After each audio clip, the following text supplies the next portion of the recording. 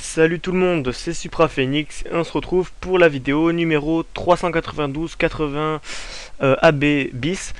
Non, en fait la vidéo 10 et on va commencer un chapitre très compliqué. C'est les bases de données. Alors en fait, vous rappelez les variables, c'était un concept assez dur à assimiler. Le deuxième concept à assimiler qui est assez compliqué pour PHP, c'est les bases de données.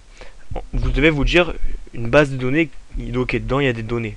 Mais à quoi ça va nous servir? Alors en fait, une base de données, ça sert à stocker des informations à long terme.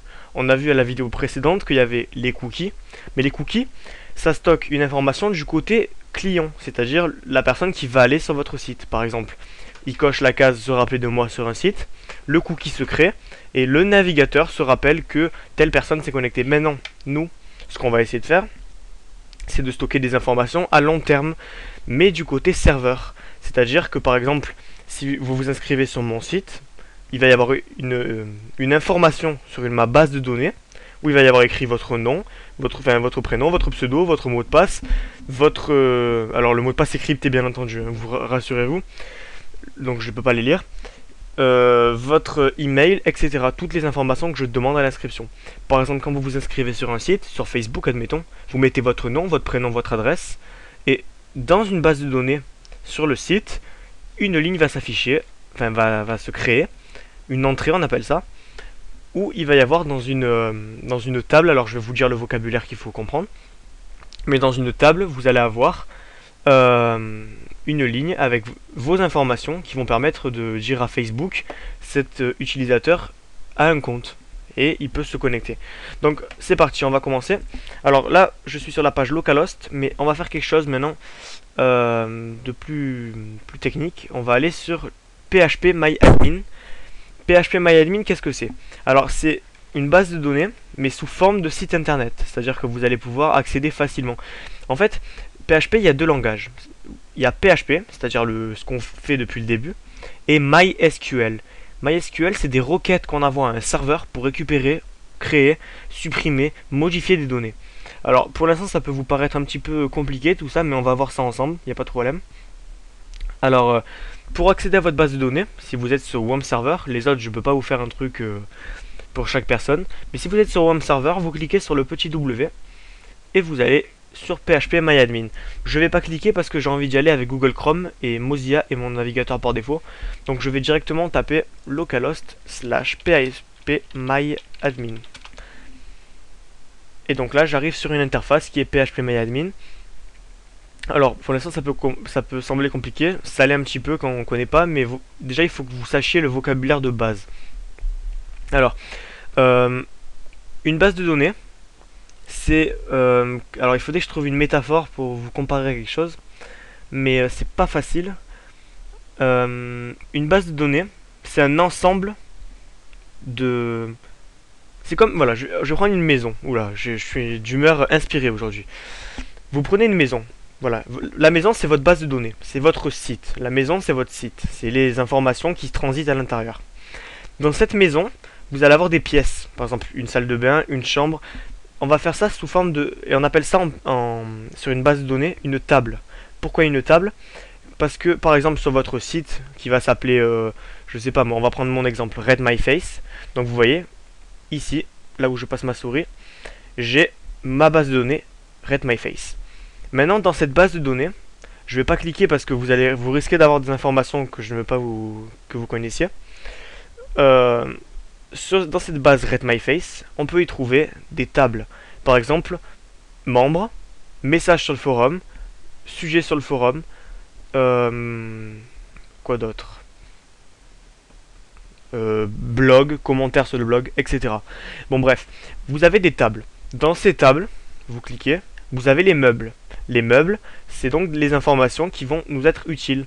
Par exemple, dans la table membres, donc dans la pièce membre, on va pouvoir trouver, par exemple, membre numéro 1, Johan, membre numéro 2, Bidule. Non, je ne veux pas changer le jeu de couleurs, merci Windows. Donc vous allez trouver plusieurs informations, par exemple, donc Johan 1, Bidule 2, SupraPhoenix 3. Vous allez avoir la liste des membres en fait. Par exemple, dans la base commentaires, vous allez avoir les commentaires, par exemple, du blog. et c'est comme ça qu'ils vont être sauvegardés. Parce que forcément, ils peuvent pas être sauvegardés si on les stocke nulle part. Donc en fait, la base de données, ça va nous servir vraiment à stocker ce genre de choses. Alors, on va un petit peu se familiariser avec, l'interface.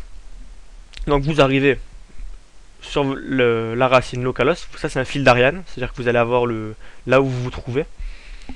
Alors là, il y a déjà des tables à moi, ça c'est toutes les tables. MySQL et information schéma et performance schéma, vous n'y touchez pas, c'est ce qu'il y a par défaut. Il vaut mieux ne pas y toucher, voilà, c'est un conseil. Maintenant, ce qu'on va faire, c'est qu'on va créer une base de données, nous. Alors, il faut que je trouve comment on fait. Base de données, on va cliquer. Créer une base de données, parfait. Nous allons l'appeler tutoriel SupraPhoenix. Voilà, parfait. Vous laissez interclassement et vous créez la table. La base de données, pardon. On rentre dans cette base de données et on accède donc à une interface vide. Alors là, on nous propose de créer une table, c'est-à-dire qu'on va pouvoir créer comment on appelle ça? Des entrées. Alors, par exemple, le nom, on va faire un exemple. Prénom. Donc là, nous allons stocker les prénoms de nos utilisateurs. Ça peut paraître inutile, ça l'est, mais c'est pour l'exemple. Donc nombre de colonnes. Alors les colonnes, ça va être dans une table, on peut demander plusieurs informations. Par exemple, je m'explique. Si je fais la table membre, j'aimerais peut-être savoir le numéro de membre, le numéro de ce membre donc, comment on appelle ça, le prénom du membre, le pseudo du membre, le mot de passe du membre, l'email du membre, et donc le nombre de colonnes, c'est ce qui va être très important. Donc par exemple, il faut toujours compter une colonne pour compter, parce que vous allez devoir compter vos requêtes. On va toujours mettre un premier champ, donc une colonne dans une table, où il va y avoir par exemple ID. ID, ça va être le numéro, parce que vous aurez besoin par la suite de pouvoir organiser vos requêtes par des numéros. Donc, on va faire ça. On va en mettre 2 pour commencer, ça suffira largement. Exécuter. Et donc là, il nous demande des informations pour créer une table. Donc la table, c'est prénom.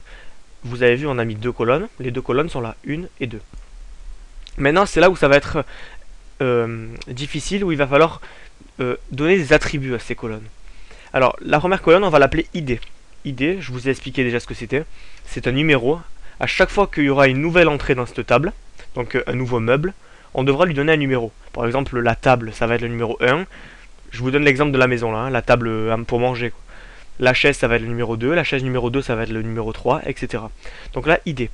Là, vous avez le type d'information qu'on va mettre dans cette colonne. Donc ID, ça va être un chiffre. 0, 1, 2, 3, 4, 5, 6, etc.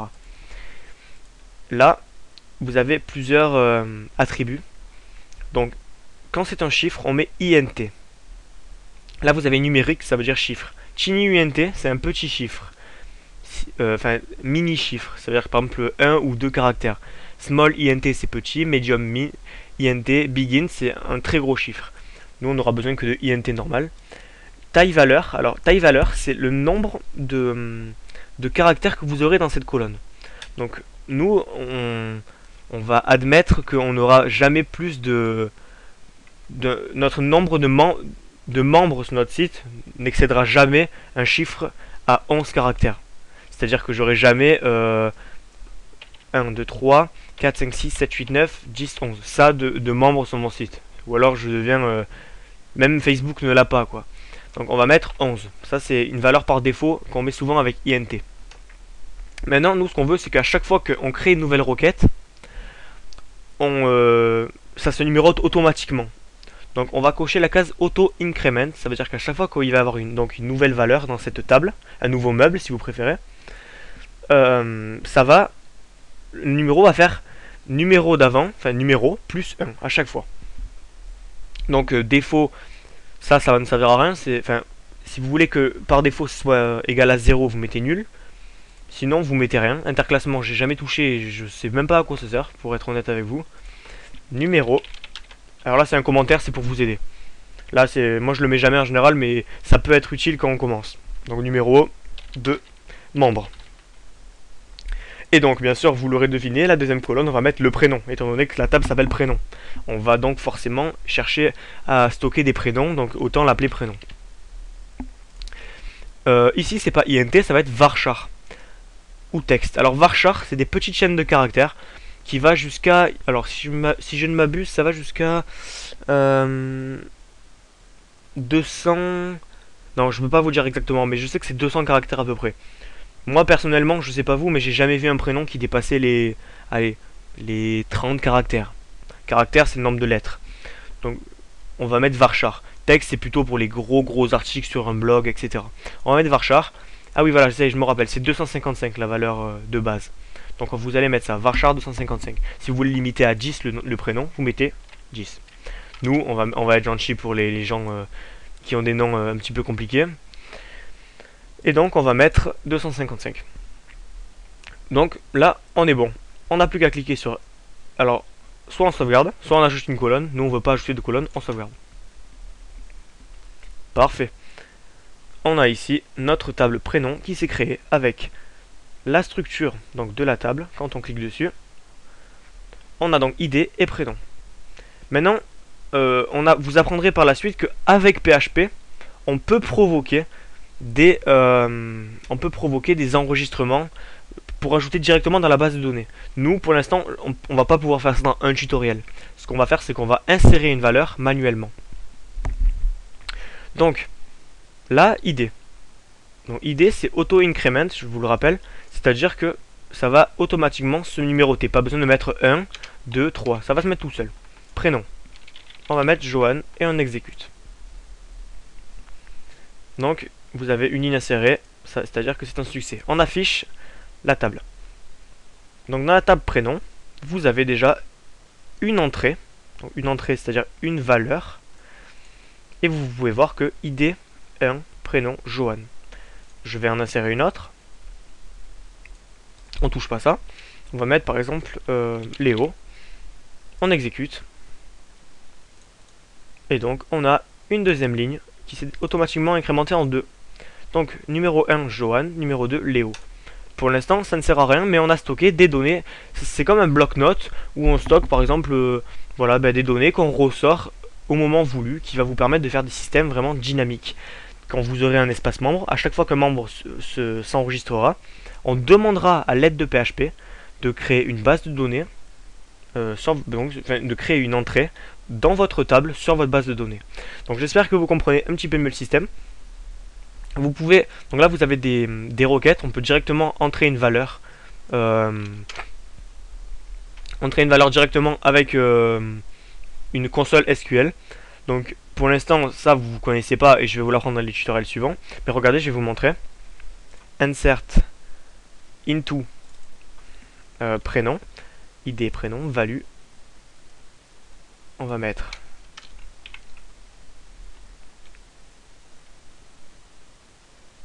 alors attendez, là c'est déjà tout prêt.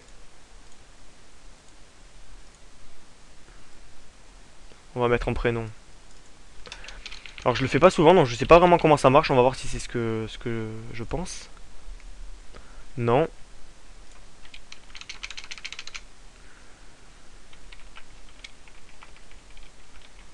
Pour voir. Non. Peut-être qu'il faut mettre ces petits trucs bidules là. Alors ça avec PHP vous pourrez le faire, hein, pas de problème. Ça c'est pas utile, c'est juste pour vous montrer. Donc now colon. Ok, bon écoutez, ça veut pas. Je sais pas trop comment ça marche cette console. C'est pas grave. Écoutez. Là vous pouvez rechercher donc ici une valeur. Par exemple je recherche le prénom Johan. Et je trouve l'entrée Johan.